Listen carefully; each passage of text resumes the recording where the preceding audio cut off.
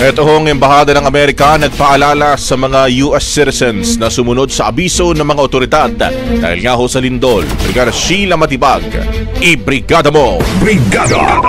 Live report!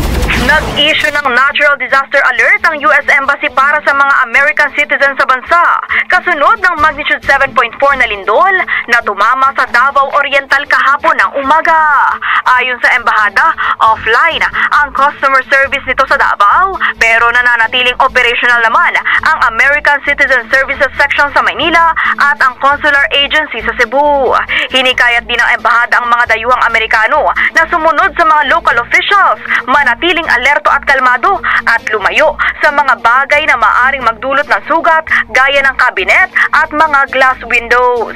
Sa huli, sinabi nitong patuloy nilang binabantayan ang sitwasyon matapos ang lindol.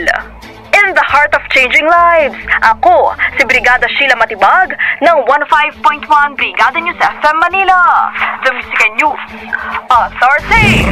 Ang bahaging ito ay hatid sa atin ng Yummyvit ES3 Syrup. Simulang tuparin ang pangarap ng iyong anak. And starting now,